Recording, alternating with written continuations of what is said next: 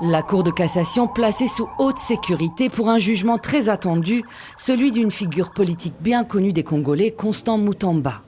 L'ex-ministre de la Justice et garde des Sceaux, âgé de 37 ans, a pris place dans la salle, un masque chirurgical sur le visage.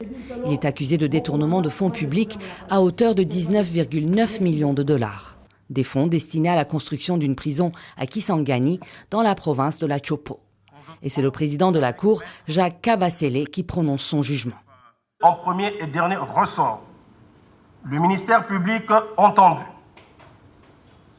dit établi l'infraction de détournement des deniers publics mise à charge du prévenu Constant Mutamba Tungunga. Le condamne à 3 ans de travaux forcés. Une peine lourde. Aux 3 ans de travaux forcés sans possibilité de libération conditionnelle s'ajoutent 5 ans d'inéligibilité et d'interdiction de vote et l'obligation de restituer les fonds détournés.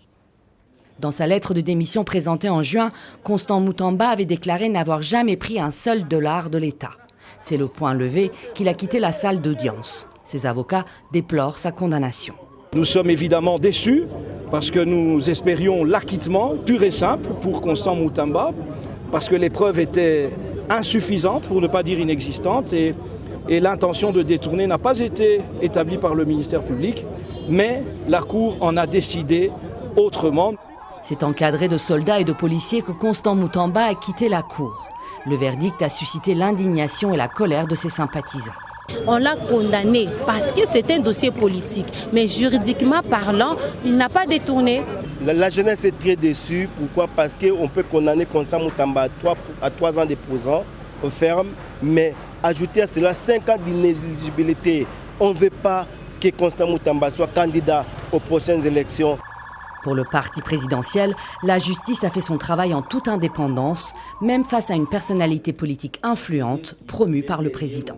Son ascension en tant que ministre de la Justice et garde des Sceaux, c'est l'œuvre du chef de l'État qui a voulu s'ouvrir et promouvoir la jeunesse.